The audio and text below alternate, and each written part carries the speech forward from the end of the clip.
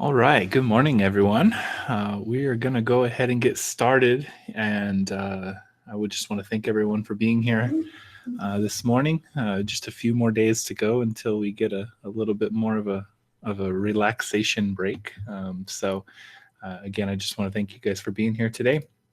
Today we're going to be doing hopefully what amounts to a quick little session over real-time formative assessment with virtual whiteboards. And I'm not going to spend too much time today talking about the benefits of formative assessment. I think we all kind of know the benefits of formative assessment. And if you don't, do a quick little Google search and take a look at all those benefits.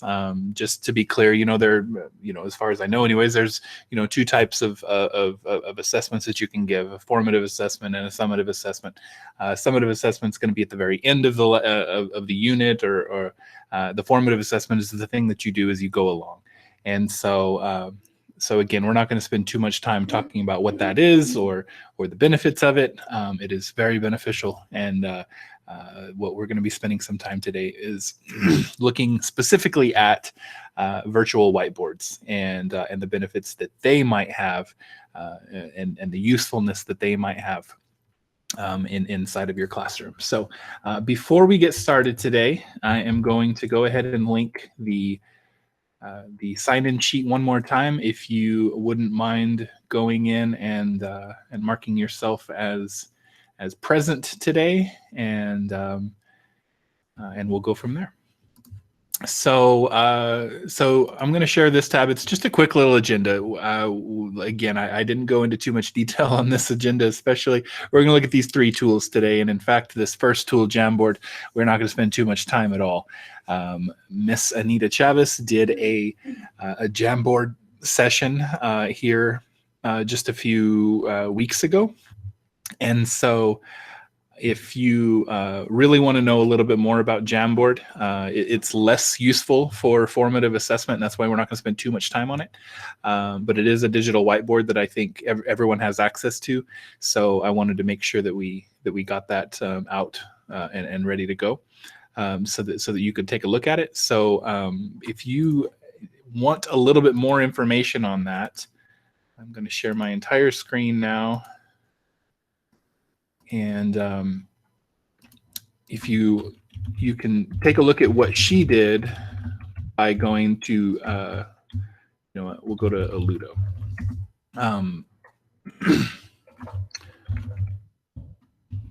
bit.ly/Alludo will get you here.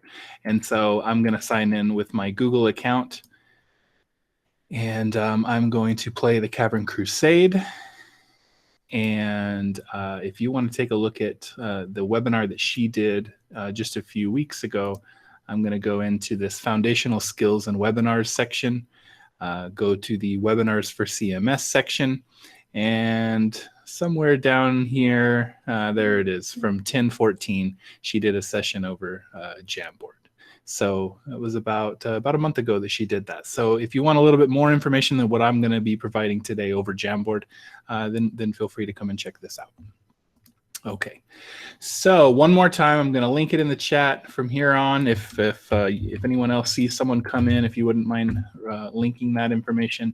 But there is the sign-in sheet. So before we get started, I am going to go ahead and open up the Q&A section. So if you have a question to ask, you can ask it in that Q&A, and I'll be sure to check that. I also want to check, they have just put in a new feature into Google Meet it's on the bottom right of mine, and it says raise hand. Does everyone have access to that yet? I know that some things people are getting earlier, and some people aren't getting those things. So I'm seeing some people nod their head. And so if you have a question and it's more, you don't want to type it out, feel free to raise your hand in the chat, and I should be able to see that as well. Having said that, I'm not going to be in the chat room. I'm going to be showing you the things in the other pages oftentimes. So if I don't see it and it's a question that needs answered more quickly, feel free to take yourself off of mute and let me know what that question is. Okay. So we'll go ahead and get started. And so the first reason, again, I wanted to go with Jamboard because it is a virtual whiteboard that is very easy to use, especially in Google Meet right now. I'm going to click on the bottom 3 dots of my Google Meet session right here, and I can click open up a jam by clicking right there. And so I do not have a jam that I have already started, so I am going to just start a new whiteboard. What's nice about this is that, as you'll see on this screen, everyone who's currently inside of this Meet is going to be given access to be able to see it right away. So it's going to do the share settings for you so you don't have to worry about it. And it's going to either give you the option of where you can have people view or edit this document. And so I'm going to go ahead and do that. But the issue with this, and as people come in, you might notice it that if someone pops in now after I've clicked that button, then they're not going to get access to be able to see this. So I'm going to go ahead and turn link sharing on so that anyone at Carlsbad Municipal Schools, no matter what, they can get access to this. So I don't have to constantly add them. And so I'm going to go ahead and click send. And in the chat box, it shared a link for me. So I didn't have to type that in. It says I shared a jam file with this meeting, and you can go ahead and click on that and see exactly what I'm seeing. And so we're starting to see, I see Shaylin popped in there, I see Amy popped in there, and so you can keep track, just like on a Google Doc, you can see who is currently viewing the session that you're in. Now, again, as we look at digital whiteboards today, this one is fairly simple, and the 2 of the 3 that we're going to be looking at today are fairly simple. And so I can draw on here. I can change my pen around to make it look a little bit better. I can change the brush itself and do a few different things along the way. So not very much I can do, but it is a few different options for you. Of course, then I can also erase the things that I've put on there. This is nothing groundbreaking, right? It's a digital whiteboard, and so it is what it is. I can select different things along the page. I can add a sticky note on here and save that on there. I can move that around as I need it. I can rotate it as I need it. I can make it bigger if I need to. Just a few little things. I can do some generic shapes on here, and I can do a text box. But that's mostly it. There's not a lot to it. And as you can see right now, I'm the only one that's able to write on this. So there is a limit to that. Now, what I can change this to, I'm going to come into my share settings. I could have done this from the beginning. But what I can also do is change this from everyone is a viewer to everyone is an editor. And now everyone has access to write on this. So if you're on this page, feel free to go ahead and write something that is appropriate because we are being filmed right now. But I'll wait on a couple people to draw on here.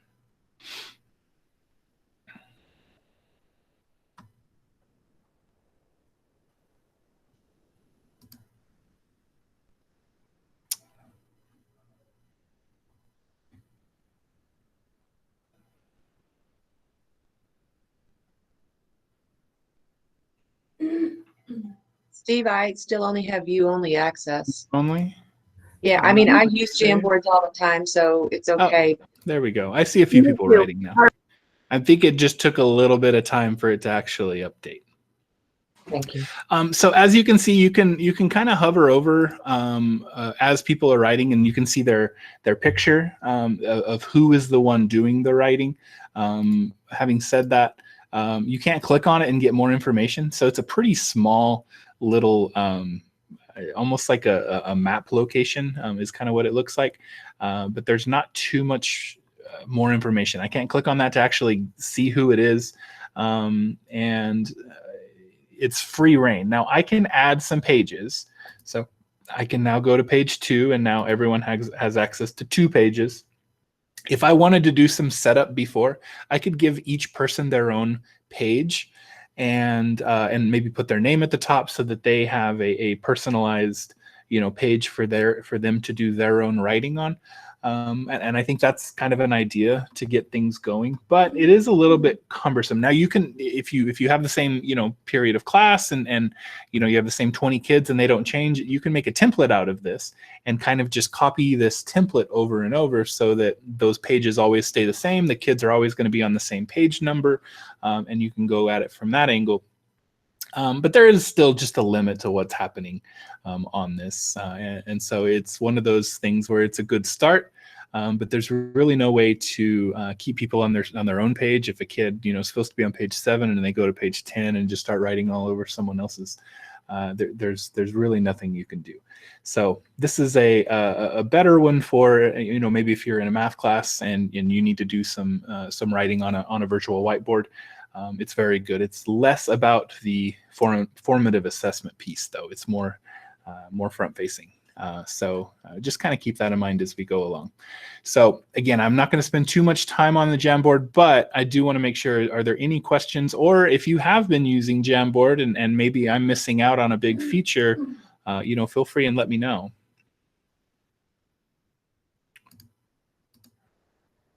See anything in the Q&A? I don't see anything in the chat. No one has their hand raised. I got to look in 3 different places now. That's kind of the bummer, right? All right. So while Jamboard is a good start, kind of like a lot of the Google products, it's one of those that it's like, hey, that's a good idea, but it's not really done yet. So we can look at a few different things that just do this in a lot better way. So I'm going to show you now whiteboard.fi. Now, whiteboard.fi is a tool that's been around for a little bit. And funny enough, the latest release was today. So if there's any issues that happened today, I apologize. One of the issues, I guess where I was going to come at it, whiteboard.fi was one of the tools that was free to use, and it still is free to use, although it's less free to use now as of today. It was before today, it was something that there's no way to log in. You just go and it's going to use your computer's cookies to keep all the information local. And you log in, there's no login, so you can't save anything in a particular way. You can download it, but it's kind of one of those you get what you get. Having said that, again, they made an update today where you can now register for an account, although you do not have to register for an account.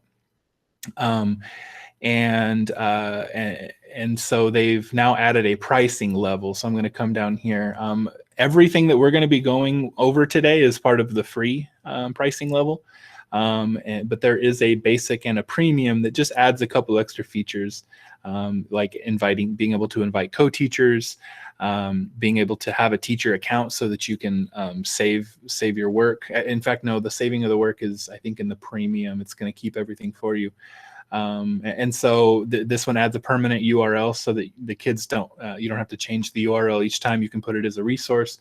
$12.99 a month seems a bit steep for being able to do that. But what's funny right now is, again, they made this upgrade today, and even if you go in to purchase a license, then it tells you that you can't do that yet. So you don't really have any options quite yet. So it's something that is coming, but it's not there yet. Now, but again, that doesn't mean that whiteboard.fi became less good. It is still a very good tool. And so we're going to go ahead and get started with that. So as a teacher, I'm going to come in and I'm going to click on the new class. Your students could join using this join class button. It'll ask for a class code, a room code, and you would provide them with that room code. But as a teacher, what I'm going to do is going to come in here today and I'm going to name my room and create the class. And it's going to provide me with a link. And I think that's just the easier thing to do. So I'm going to share that link into the chat. And I am going to go ahead and share that. So if you could, please go ahead and click on that. And I want to click over here just so that you can see as students or as you guys start to click on that link, how quickly the whiteboards start to show up. And while you're doing that, and there's Melissa just popped in, and Luce and Maya. As you guys are coming in, you can see that there's also this button up at the top that says Toggle My Whiteboard. So this is my own personal whiteboard, and I can turn it on and off.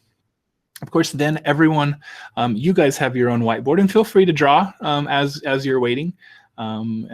It'll be nice to see what I can show you here in a minute. So similarly to Jamboard, we have a blank space in order to write. And you're still given the option to draw. You're still given, you're given a little bit more options here, although you might be limited in a few different ways.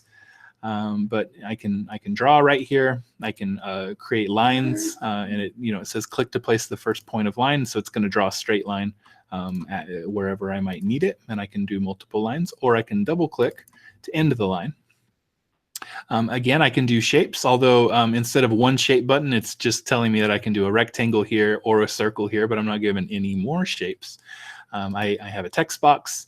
I can insert an image. I can insert a PDF, but inserting a PDF I don't know if it was ever there before. The last time I was there, I don't ever remember inserting a PDF, but there is now a button to insert a PDF, but it is part of the premium features. So even if you click on it, it's going to ask you to purchase a license. And again, you can't even purchase a license right now. So I don't know why they've added it there.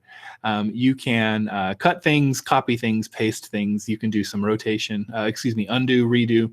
I thought there was a rotation. Oh, the rotation is right here on it. So I can do that. And so as you guys have come in, you can start to see, people writing. Now there is a name attached to each one of these. But since I'm sharing my screen today, I'm going to come over here to the top right, over to my settings cog, and I am going to hide student names. So there's a little bit more privacy in what's going on. Now, if a picture pops up that obviously should not be there, then I can obviously unhide those names and see who drew on it. I can also, if I click on this, I can look at the actions. You can actually view IP address. I don't know why they would add that, but there you go. But we'll get into some of these options here in just a little bit. So as you guys are making your way in, if you haven't made your way in, I'm going to share the link one more time. Feel free to join us over there. Excuse me, Stephen. Sure, Luce. How did you get to the students' responses? Do they automatically pop up, or on the teacher side they do? So I'm going to toggle my whiteboard here. It just makes it either pop in or pop out. And so because I'm on the teacher side of things and I shared that link, anyone who uses that link is automatically going to be added right down here. Okay, so you don't have to do anything on your end. It's just going to start showing up. I'll also point out that and I was going to kind of ask someone to pop out of here for a second, but you can see that if someone gets disconnected in any way, then it adds this. I believe there is also a different logo if someone just leaves entirely, but this might be that logo that I'm thinking of. So I'm going to toggle my whiteboard, and I'm going to just clear everything out here and delete that, and I'm just going to ask a very simple math question. 3 + 4 =, and so you can see right over here there is a push button, and so I'm going to click that button, and I'm going to toggle my whiteboard so that we can see what happens to the student whiteboards. And I'm going to, let's see, push this just the current page only, I guess, push to students. And as I do that, you can see that my problem has now been pushed to their board. And so, except for the pages, the ones where people have left. So everyone's getting the right answer. I can keep track of what's going on. So it's just like those, the whiteboards that we used, in a math class as a middle school math teacher. I loved using whiteboards in my math class, and they would answer the question. They would hold up their answer, and this is the digital version of that. So I can see that the answers are coming in. Now, I can toggle my whiteboard and add another question. But if I am working along the way and maybe I want to keep this information, I want to see, given people enough time to answer this, maybe I want to save the answers as we go and actually do grade them later. So what I'm going to do is I'm going to unhide the names, and I am going to save all whiteboards as PDF. So maybe I say, maybe I put the date, but I put question 1. And I'm going to save as a PDF, and it is going to open it in a new page and download it for me. And so it downloaded it right there. I'm going to open it up one more time, and so you can see the answers that have been put on there. And this is now saved locally. If you are on a Chromebook, it'll save it into your Google Drive itself. So it actually does put the date, it puts the time, it puts a little timestamp on there, it puts the name of the student above it, so that you can save that information and grade it later if you want to. So I'm going to toggle my whiteboard again, and let's say I'm going to clear everything. And I'm going to ask a different question this time, because maybe I don't want to draw something. Maybe I want to have some questions that I've pre-built out. So I'm going to insert an image, and I have a which one doesn't belong. If you have not ever been to which one doesn't belong, especially if you're a math teacher, I urge you to check it out. These are fun. So there you are given 4 options here, and I'm going to resize this so it takes up more space. And the point of this is to tell me which one of these doesn't belong. And then on the right hand side where there's a little bit of space, if you could use the text feature and go ahead and type out why you picked which one of those doesn't belong. So I'm going to go ahead and push that, and everyone's whiteboard will be updated. So go ahead and tell me which one of those clocks is the one that does not belong. And again, on the right-hand side, use the text tool to tell me why it doesn't belong. While you guys are doing that, I'm going to come and check the chat and check the Q&A and all that.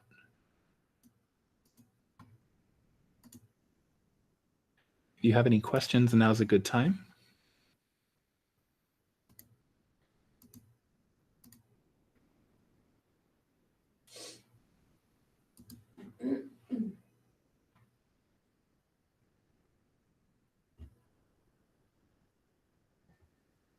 Can we change the font size, Steve?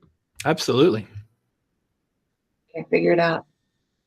Oh, I thought you were saying like a student, like, can I do this? I thought you could, although now that I'm looking at it, I don't see that option.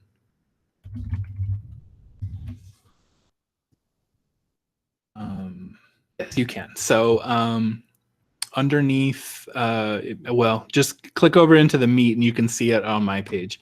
As I click on various things here, it looks like those are really the only options. If I click on the text, though, there is a settings cog that kind of comes in below that, and I am able to change the font from Arial to Times New Roman and Courier New. So there's not too much font differences, but I can change the font size using this, and so forth. So there's not too much to pick from there.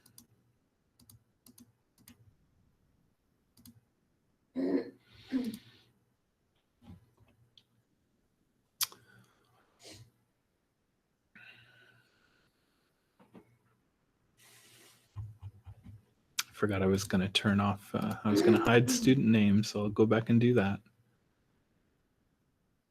All right, so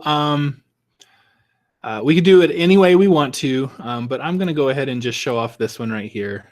This clock doesn't have numbers, absolutely. And by the way, this is not the only answer that you could have, that you could have had. This one over here doesn't have tick marks. I'm sure there are plenty more answers along the way, but let's say I wanted to highlight this. I can push this. First of all, I can push it to the teacher whiteboard just to have it on my side. If someone was off task, I can re-push my own whiteboard. So if they weren't doing what they should have, or if they deleted something on accident, I can re-push what I've done on my whiteboard to theirs. But I'm going to copy this to the teacher whiteboard so that I have their answer, and then I can actually push this to the student accounts as well. So it becomes kind of a two-step process. But if I wanted to kind of highlight this answer, then I could push this to the students. Now, having said that, whenever I push it, it's going to lose all these answers. So if I want to go this route, but I want to make sure that I have all of my whiteboards saved as PDF first if I wanted to do that. So just make sure that before you push anything out, that you're doing it that way. So let's see. There are some grid views, just to go over a few of the additional things that I didn't get to earlier. There are some grids that you can toggle.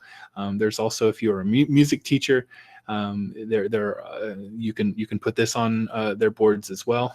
There's some inserting emojis that kids like to do, and then there is a math editor. If you are one that I'll put it like this. The LaTeX code is kind of like a computer language that you can use. And this actually goes hand in hand with our Equatio math editor. So if you have done anything on the Equatio math side, it does include the LaTeX code. And so if you could use these hand in hand, where you include your math problems, you maybe create them inside of Equatio, you copy the LaTeX code, and you can paste that LaTeX code in here, and it will insert the math problem using the code that you have provided. But you can also insert your own code here. This is going to be a lot less powerful than Equatio. So we have Equatio, it's already paid for, so let's use it, but if you are a math teacher and you need a little bit more comprehensive math problems or difficult problems, ones that, the quadratic formula that you don't want to have to write out every single time that you do it, open up your Equatio editor and copy that LaTeX code, and then you can just paste it in for each time. So there is a little bit more going on there. So are there any questions about whiteboard.fi before we head on to the next one? So Steve, if we're using that Equatio, Yep. like I tried to click it from the whiteboard we just did. Yep. And I didn't see it pop up at the bottom like I normally do. I think you'll have to do, because what it does here is it pulls up basically the PDF/website side. What I would recommend doing is just opening up a new doc. So docs.new, and I can open up one really quickly.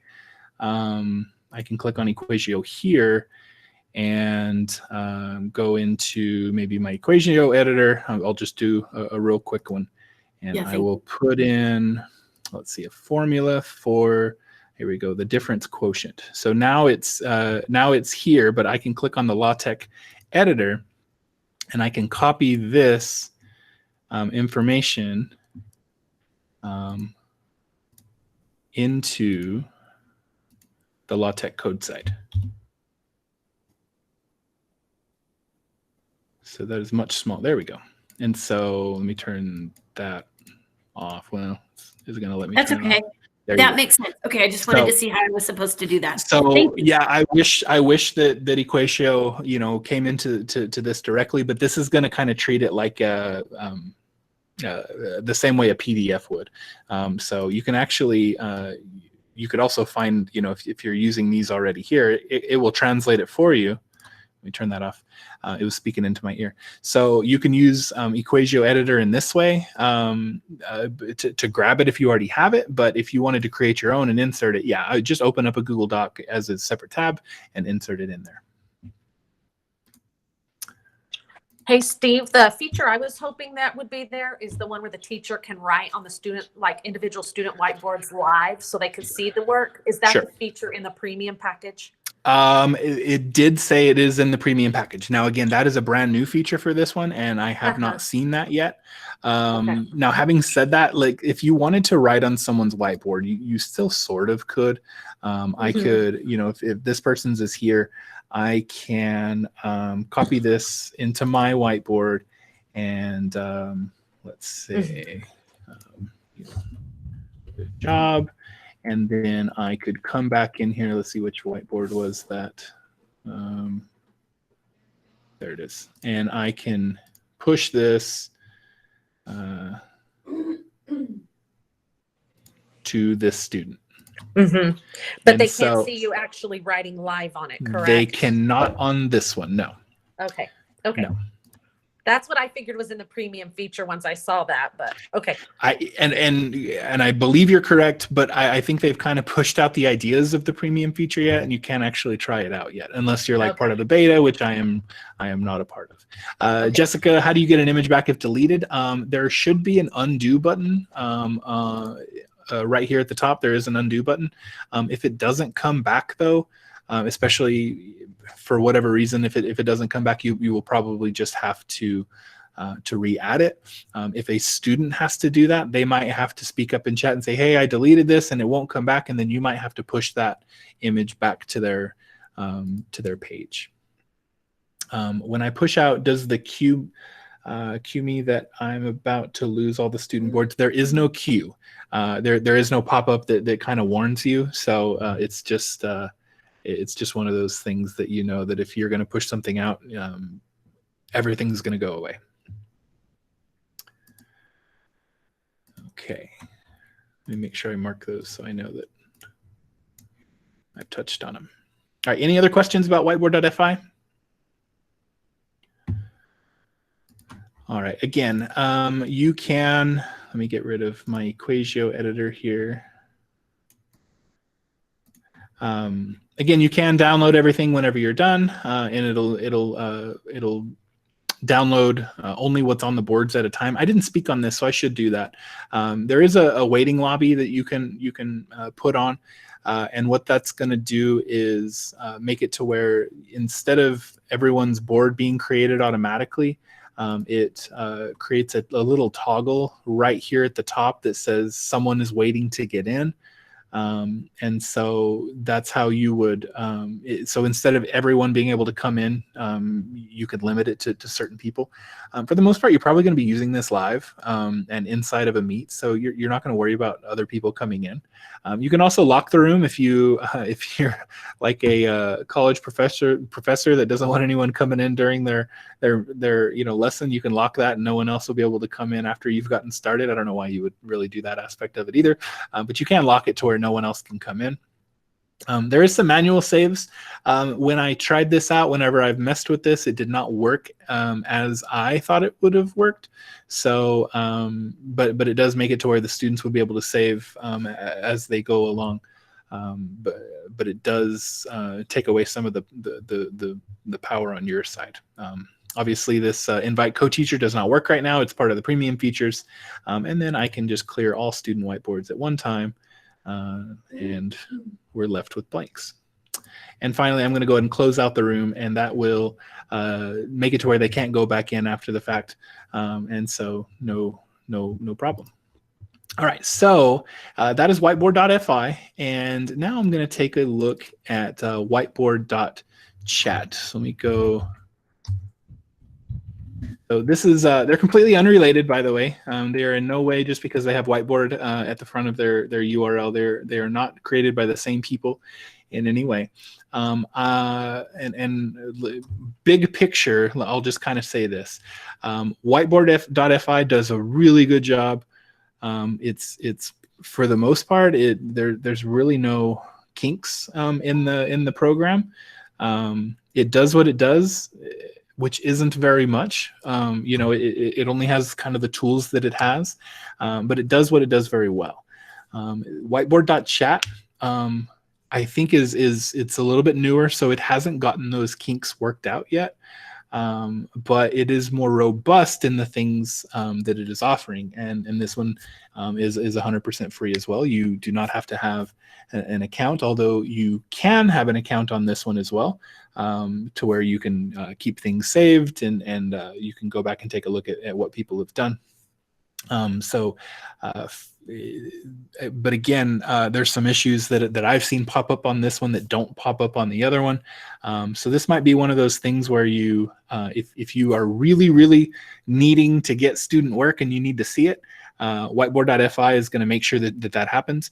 But if you are doing something in class where, you know, it's more of a formative assessment and you don't necessarily need to take a grade in any way, and it's just to kind of see it as they're going, maybe this one's the one for you. So let's take a look. Actually, before we take a look at it, up at the top right, there's a help and a how-to that is really, really good here. They have a lot of information here. The whiteboard side had a little bit better of an information piece, but again, through the update today, they've changed it. Now there's only like one help article, and it's like how to do the premium that doesn't even work right now. And so in that sense, you know, whiteboard.chat is much better. But there is some of that. So if you do want to get a little bit more deep with this, there are helpful videos to show you how to do some of the features on here, and so forth. So I'm going to go ahead and hop in now. So I'm going to click Start Drawing, and just like I did before with whiteboard.fi, I'm going to have to pick either teaching or collaborating. Although on this one, because I'm logged in, I have the option to manage some previous boards that I have that I've started. So I'm going to just go into the Start Teaching, and I'm given a board with a lot of white space on it. And I'm going to go ahead and click on the top right. There's the invite button, and I can share, copy this URL. And again, I'm going to copy this URL and paste it into the chat. So if you would please go ahead and click on that.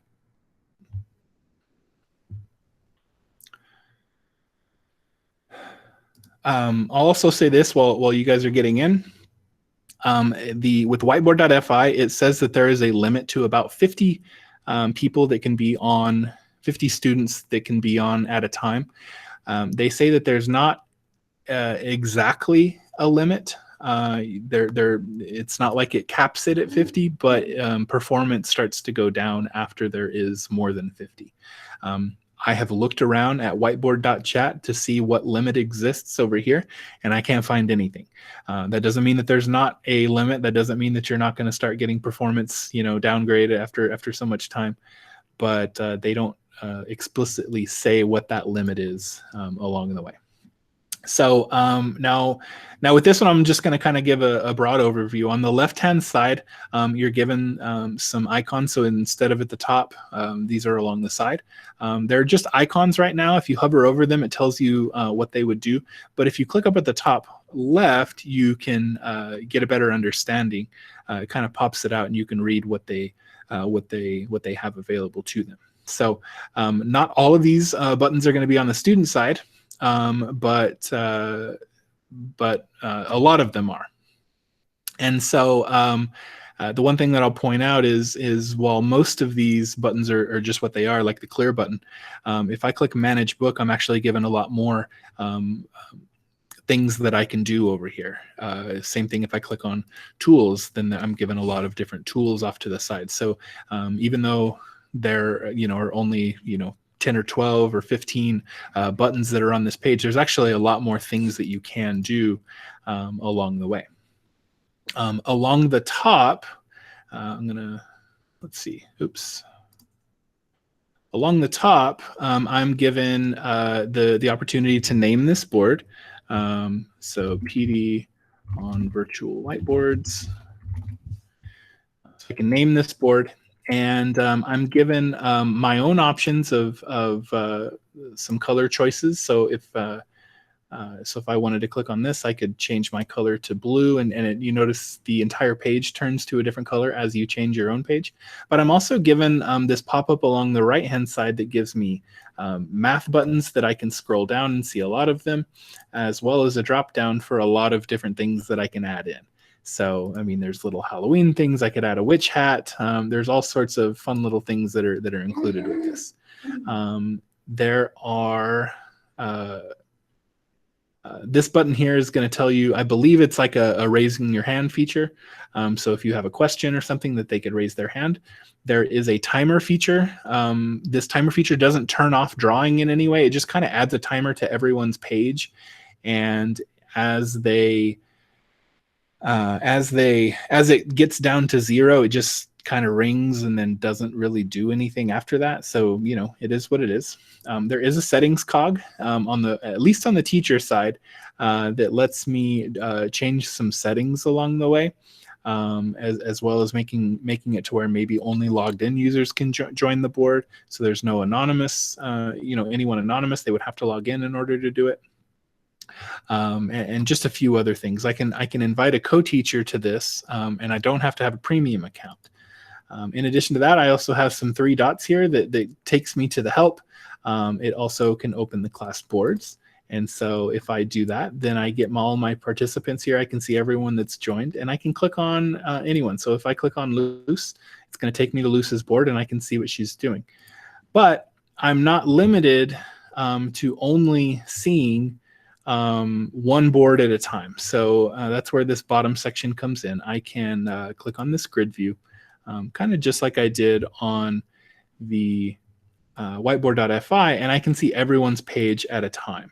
So I have, let's see, we have 9 people, it looks like, at a time. Do we have more people? Is there a page 2? Yeah, we have a page 2. We have an additional 6 over here. So you can see Shaylin has added quite a few cool stuff. She's ready for Thanksgiving. I think we all are. And it gives you this information as they are writing it. Now, what's nice about this is this board, I'm going to click on Go to Instructor Board, and it's going to open mine up. This board, anything I do on mine is going to show up on there. So I'm going to click Draw here, and I'm going to just say, welcome. Drawing this with my mouse. It's not too bad, honestly. And as I go to the grid view, you can see that everyone now has welcome on their page. Now, they cannot erase that in any way. They can't do anything with it. Anything that I do on my page is going to show up. So you see I messed up Shaylin's page right there.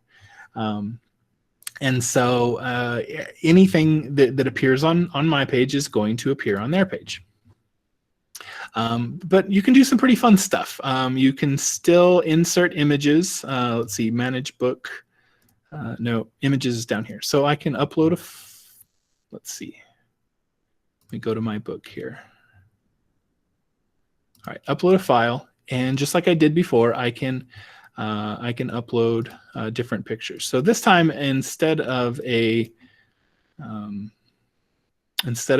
which one doesn't belong, this one is from Estimation 180. I don't know if anyone is familiar with Estimation 180. It is awesome. It's a way to get students to work on their number sense. And so teachers always, I've used this in my class for years. And what you do with this is you get the students to guess a number that is definitely too low. You get the students to guess, and this is all just about estimation, to guess a number that is way too high, and then you get them to guess the number that is just right. So I always called this the Goldilocks, question inside of my own class. And students are, so I'm going to actually ask those of you who are in here, go ahead and predict how many are those walnuts, how many walnuts are definitely too low. Like you absolutely know that number is definitely higher than this. Go ahead and guess a number that's just way too high. Like you know that like they're like 1 million, right? I mean, but guess a number that's absolutely way too high, and then guess the number that is just right. How many you think are actually inside of there? So I'm going to check out the grid view. So you can see 2, definitely too low. That is a great answer for this. And especially as you're working with, with younger kids who really don't understand what estimating means and why it's important. It helps get this number sense to them. And so 2 is a great answer. And then these high numbers, 50 is a good answer, but they might go to 1,000,000. And what's nice about it is that they're also correct. So no matter what, that you're answering it in a way that is going to be good, as long as it's too high, and as long as it's any number that is just too high, then it's good. So while you guys are working on that, I am going to open the actual question on Estimation 180. This does come with a lesson plan that you can work on, but there is also a reveal video attached to each one of these. And so we're not going to go through the whole lesson, obviously, but if you're curious how many walnuts are actually in there, there's an answer to it, and it's provided.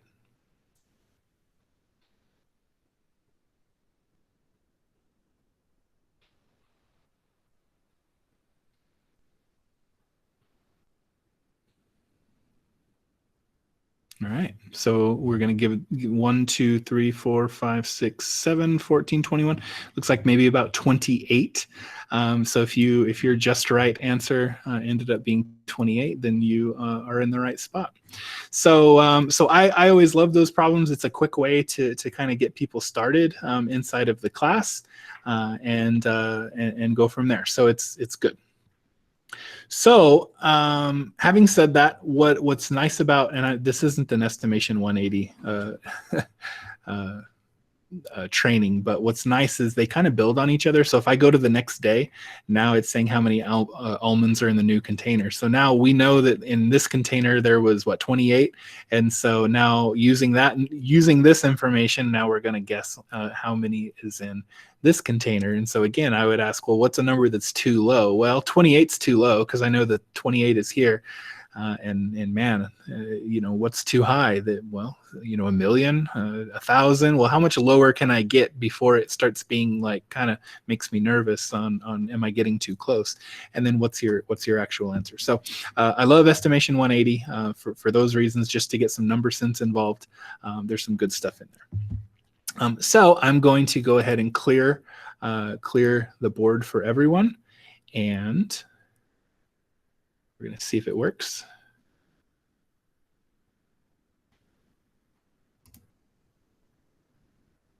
All right, so all of the stuff that I wrote is gone.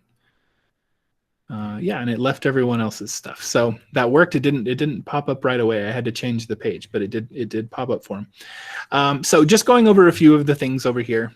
What is kind of cool about this as well, and I think we don't have too many people in here for this, so I'm going to go ahead and click Manage Book. There's a lot of just like hidden stuff on here that's just really, really cool. For example, there is an upload of bingo, and I might have deleted the bingo that I had. Maybe I didn't. Did I delete the bingo? I think I did. Let me see if I can get that back. Yep. All right, so I'm going to open this bingo card. And everyone has been given a bingo card. And you'll notice that the numbers are actually different on each person's page. Although it looks like Dana and Luce got the same numbers for some reason. That shouldn't have happened. But it looks like everyone else got different numbers. And so what it does is it takes a file, it takes a PDF, and it adds, basically it adds page 1 to one person, it adds page 2 to the next person, it adds page 3 to the next person. It looks like not everyone got it, but maybe those people have left, and that's the reason why. I'm not 100% sure. But you can play some bingo with this. And the reason I show this is just to show off how much different this whiteboard.chat is versus the whiteboard.fi. There's just so much more that you can do on here, even though if Luce and Dana technically got the same numbers, for whatever reason, there is still some hiccups involved, but there's just so much more that you can do here. You can upload multi-page PDFs with this, and it will create additional pages. So if I were to go to my own book and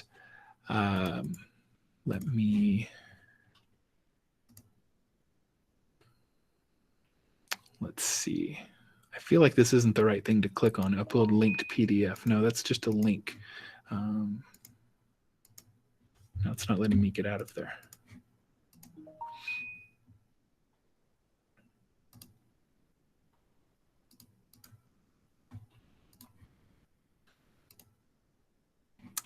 So Synergy Classroom, this is a 3-page PDF. And you'll notice that it did do page 1 on this page, but now I have additional pages on my PDF itself. And so here's page 2 of that PDF. Here's page 3 of that PDF. And I believe it has added this PDF to everyone's board.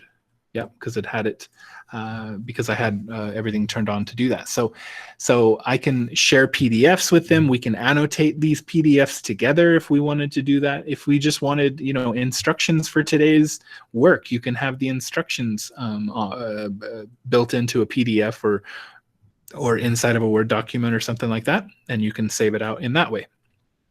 So again, it's pretty broad in the things that you can do.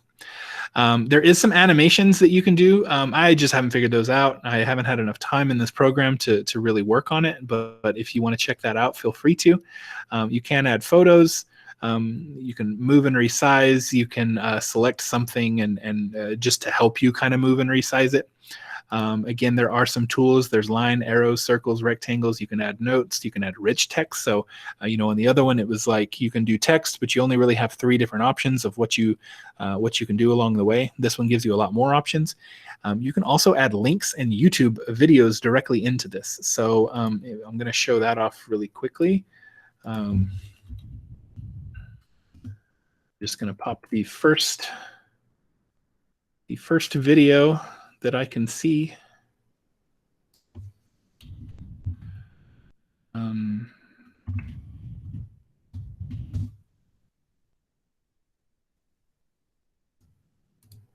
Let's see. If I click on Tools and add a YouTube button, I might have gotten disconnected from here.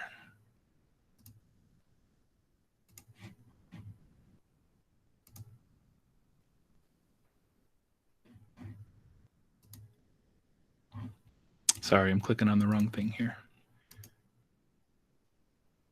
It looks like I may have been disconnected. So this worked great yesterday, but it kind of goes into the idea that some things might not be working as well as others. But anyways, what it did is I was able to add a YouTube video, and it actually it doesn't add a link. It actually adds the video directly on there, and you without leaving whiteboard.chat, they were able to watch it. I think I've been disconnected because it says go to my book is where before it said go to the instructor. So that's no longer there for some reason.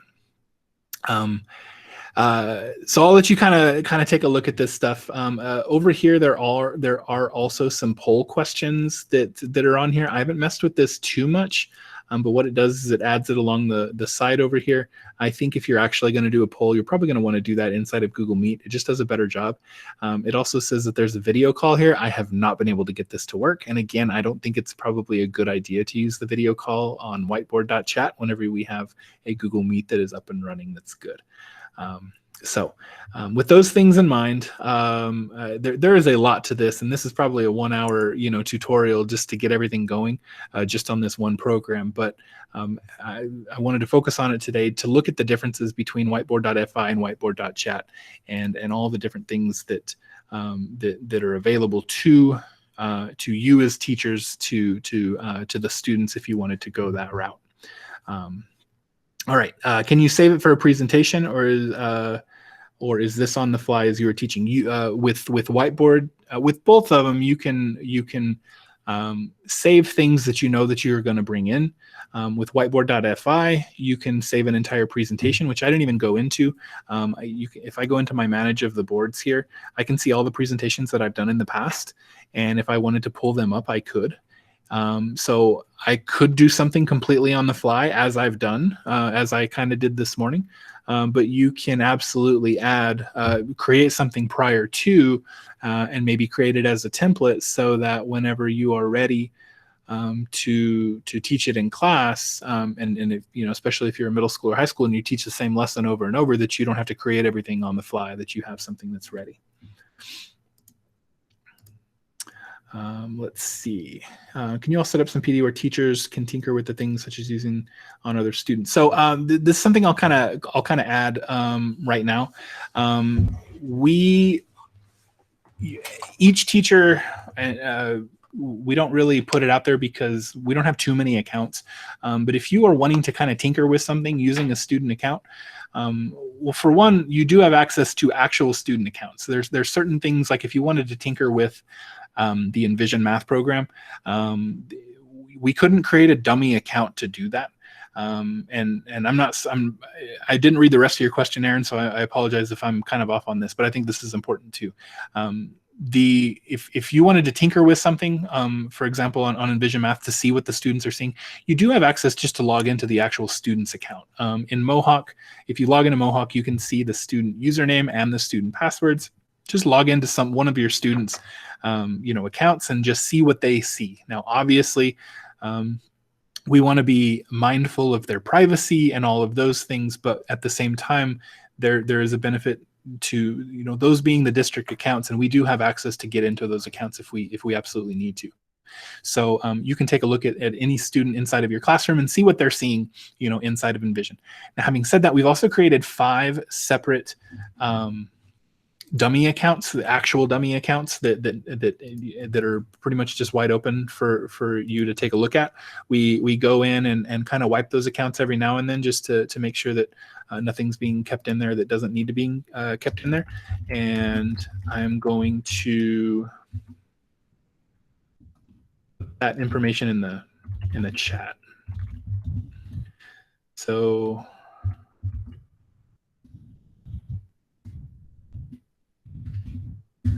it is cavestudent1@carlsbadschools.net and with the password of CMS 2020 with an exclamation, all capitalized. But that goes to 5. So cavestudent1, cavestudent2, cavestudent3, cavestudent4, and cavestudent5 at carlsbadschools.net. The password is the same for all of them. And you can kind of use those as your dummy accounts. And so the best way to do a dummy account, if you're on a PC, the best way to do a dummy account is if you're logged in on the top right, you can see that you have an image of your profile. And if you don't have a profile image, then it's probably going to have a letter from your first name. But if you click on that, you can click on the guest account. And so if you click on the guest account, you can, this is going to get rid of all the cookies that are inside of yours. So for example, if I go to Gmail, I'm not logged in. And so I can use, cavestudent1@carlsbadschools.net and CMS 2020 exclamation point. And now I can get into the Gmail of this student. And man, they need to check their email, right? I guess I said we go in and delete these, but I don't think this one's been deleted. But as I close that, if I open up my guest account again and go back into Gmail, everything's been cleared. I would have to sign in completely again. So that's kind of the best way to use those dummy accounts, is to use the guest account or an incognito window. But I think we've turned off incognito windows in the district. I know we've done that for students. Teachers might have an opportunity to still use incognito windows on your Chromebook. But that's how you would do it, either a guest account or an incognito window. I'm going to go back to your question, Aaron, and make sure that, yeah, I think that kind of answers the question that you have. And in fact, whenever I was messing with Whiteboard Chat yesterday, I just logged in, my son's account and a few of the guest accounts. I had it open on my phone and I was kind of messing with it just to see what it did. And again, there's some, especially with Whiteboard.chat, there's some things that just don't work as well. One of the issues, just because I'm here, one of the issues that came up yesterday was whenever I downloaded it, I downloaded the whole class and it goes through and it kind of takes a screenshot. One of the kids that it just didn't download for. And so for no reason, they had work on their page, but it didn't download it. So I didn't have access to see what they did. So that's why I kind of said at the beginning that if you're using this, make sure that you're using it in a way that you're not relying on it to work perfectly, but doing what it does, it's pretty good. And I think this is the one to kind of follow. The whiteboard.chat's going to be the one that as you go through your you know, as we look 6 months from now, we're going to look at that one and go, yeah, that's the one that we want to check out. Okay, nobody's hand raised. Cool math PD. That's a really good idea, Amy. And we are looking for great PD sessions. We're going to actually be putting out a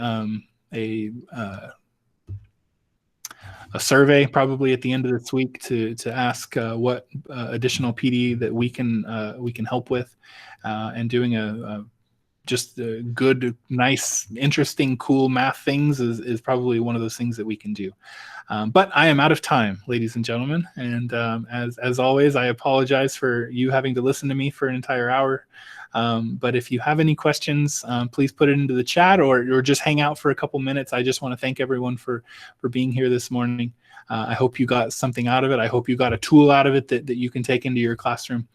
But please let me know if there's anything that we can do to help you out in your class. Okay, so thank you. And I'll be here for a few minutes if there's any additional questions. Thank you, Steve. No problem. Steve, I have a question for you. Sure. Yes, ma'am. And this isn't about